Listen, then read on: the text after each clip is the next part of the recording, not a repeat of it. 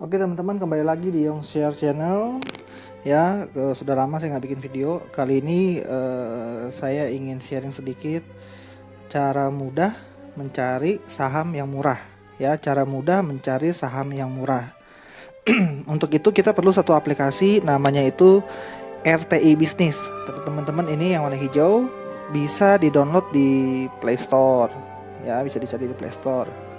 Teman-teman download dulu, ini adalah aplikasi wajib menurut saya. Jadi kita bisa melihat beberapa indikator dari sini dan ini gratis ya. Teman-teman bisa download dan kemudian hari ini kita akan membahas cara mudah mencari saham murah. Oke. Sebelumnya jangan lupa di subscribe dulu teman-teman, yang baru subscribe karena itu gratis, dan boleh juga share jika bermanfaat, share ke teman-teman yang lain, dan lupa juga kasih like. Oke. Kita langsung aja. Kita akan belajar kali ini tentang PBV atau Price Book Value Ratio.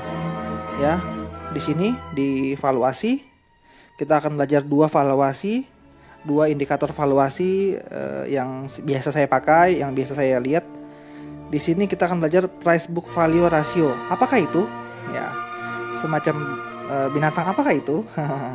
Oke, ini adalah rasio untuk membandingkan harga dengan nilai perusahaannya atau nilai bukunya.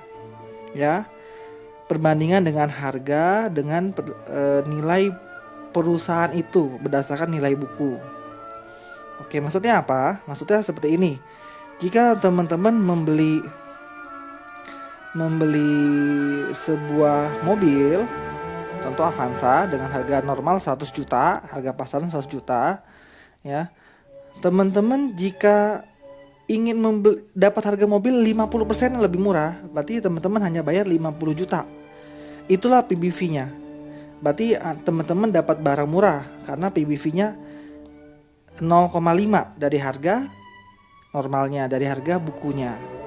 Ya, contoh ini kita lihat di sini.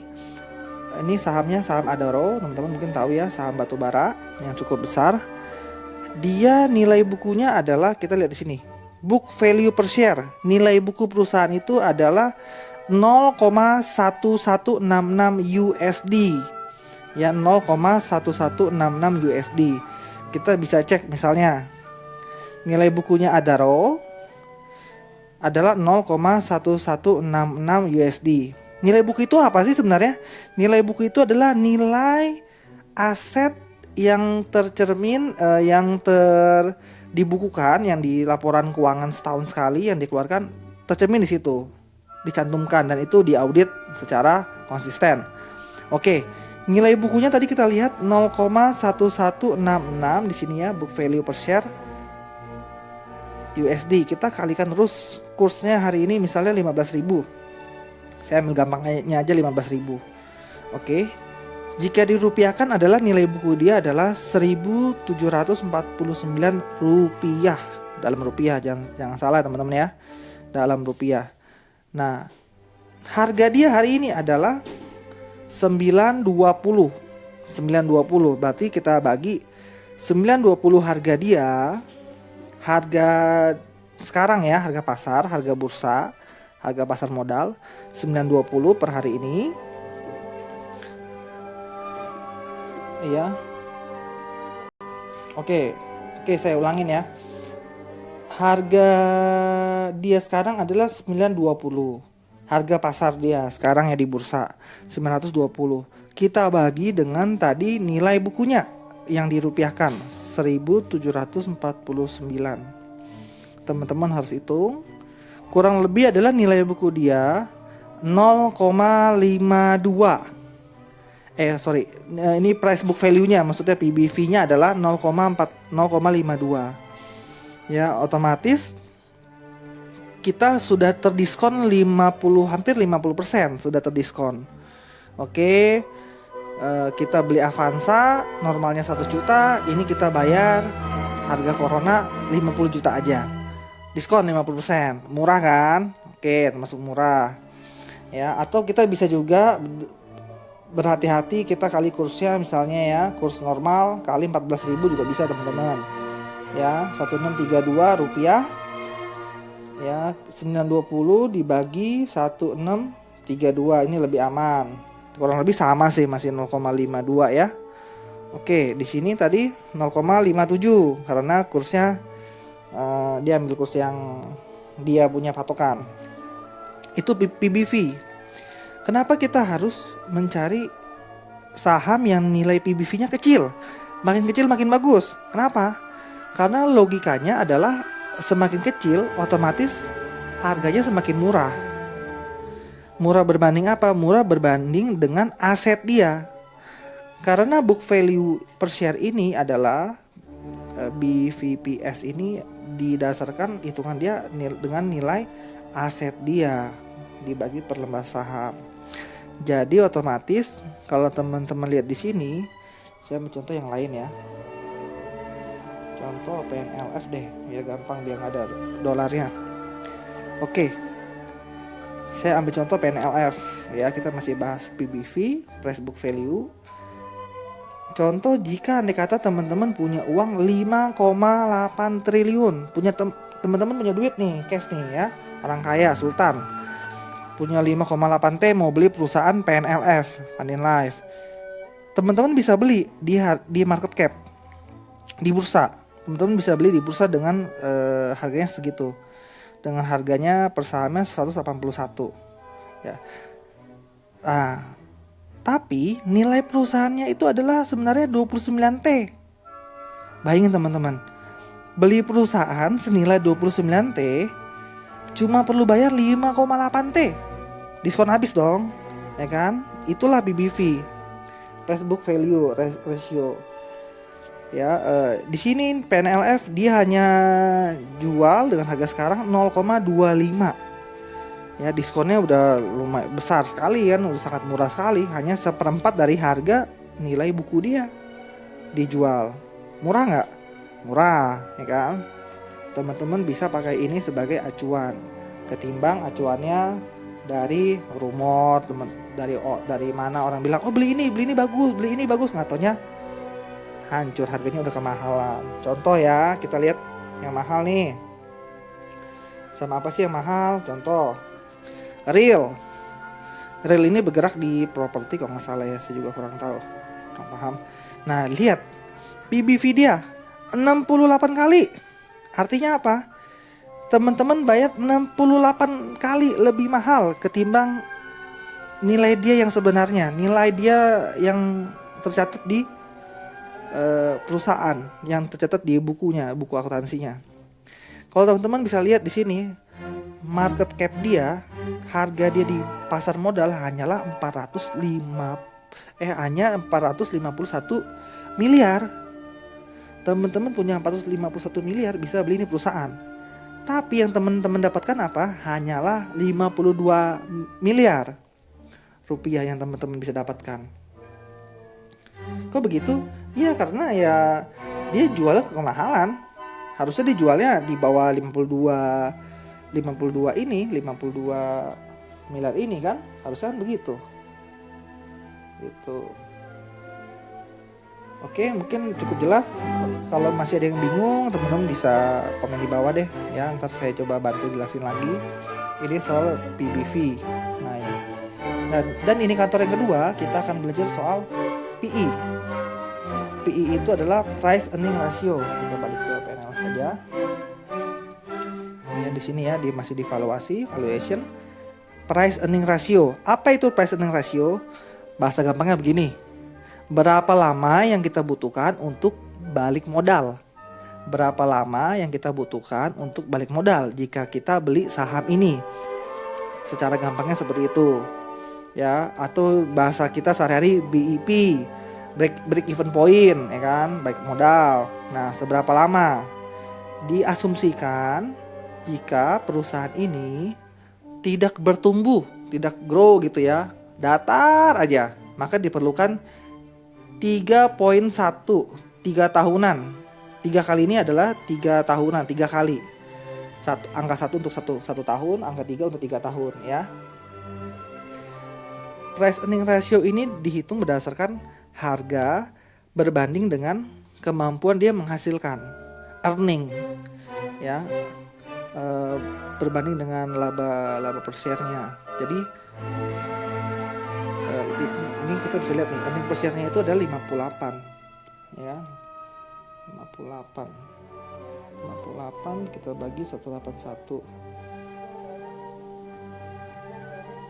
Ya, teman-teman bisa hitung kan, harga hari ini adalah 181, kita bisa hitung di sini.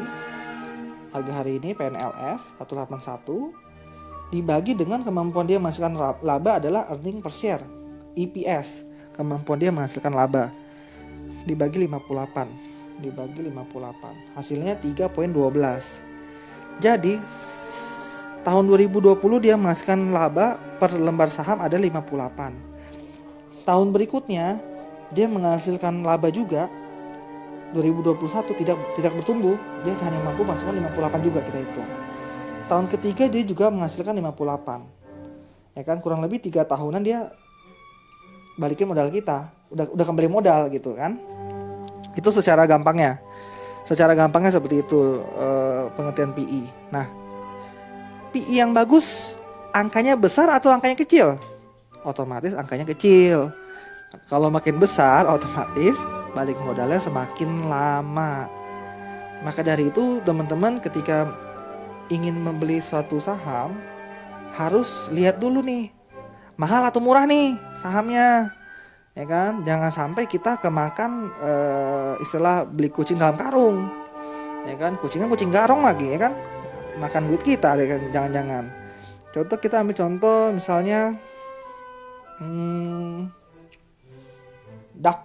Dak ini Daking ya, restoran ya. Teman-teman pernah makan di Daking restoran. Nah, ini sahamnya juga dijual, teman-teman bisa beli kalau mau beli. Ya, saya nggak anjurin ya. Nah, ini dia PE-nya 3 kali. Ya, price book value-nya 0,58. Cukup, lumayan murah. Ya, ini kita cari yang mahal deh, sampai yang mahal ya. HMSP, HM Sampurna, yang suka ngerokok ya, produknya Email. Nah, kita lihat nih, apakah dia termasuk harganya lebih mahal dari harga bukunya atau harga gimana? Kita bisa lihat ya. PBV-nya itu 5,2 kali lebih tinggi dari harga nilai bukunya. Otomatis dia harganya sudah mahal. PE-nya itu 13 kali. Berarti perlu 13 tahun balik modal, uang kita kembali perlu 13 tahun jika kita beli saham Sampurna ini. Ya, dia termasuk saham blue chip. Biasanya saham blue chip itu PBV-nya itu pasti tinggi. Ya, kita ambil contoh misalnya Bank BCA, BBCA. Oke, Bank BCA. PBV-nya 3.6. Karena dia blue chip ya, jadi dia 3.6 kali lebih mahal. Nah, balik modalnya berapa? PE-nya 22 tahun baru balik modal. Kita bandingkan dengan yang lain, coba Real, wah, PE-nya tidak terdaftar ya. Harganya juga dia jual hari ini harganya 68 per lembar saham. PBV dia 68 kali lebih mahal. Berarti harusnya kalau dia murah harganya 1 ya. Ini sangat gak masuk akal sih saya sih. Ya, teman-teman biasanya kalau hati-hati dengan saham-saham kayak gini, jangan sampai uang kita malah hilang ya, malah entah jadi saham gocap. Ya, kita lihat saham ini, saham Earth ya, saham bumi. Kita lihat PBV-nya minus, PE-nya 36 kali, 36 tahun berarti kita harus balik modal. Nah, kok PBV-nya bisa minus? Wah, ini panjang ceritanya. Sementara 2 indikator valuasi itu saja yang saya share biar teman-teman nggak bingung. Ya, kalau ada bingung soal PE, ada soal PBV, boleh komen. Sekali lagi saya mau review, PBV itu adalah indikator untuk mencari saham murah, dan PE adalah indikator untuk mencari berapa lama modal kita kembali atau kemampuan perusahaan itu menghasilkan laba. Ya, kalau perusahaan itu untung, otomatis dia menghasilkan uang, laba, dan itu akan kita terima kembali ya, dalam bentuk dividen mungkin atau dalam bentuk laba ditahan. Nah, perumpamannya seperti ini teman-teman. Kalau soal PBV saya ulang lagi. Ya, PBV itu adalah kita mencari saham yang seharga Mercy cuma dijualnya harganya harga bajai. Ya. Sama seperti halnya kita beli BMW yang setengah miliar, yang 1 miliar, cuma kita bayarnya cuma hanya seharga Avanza. Itulah PBV.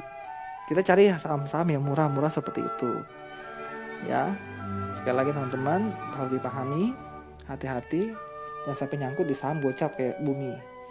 Saya dulu juga pernah awal-awal ya trading ya, karena ikut omongan orang, nggak ngecek lebih dalam lagi ya, akhirnya cut loss, jadi investor dadakan.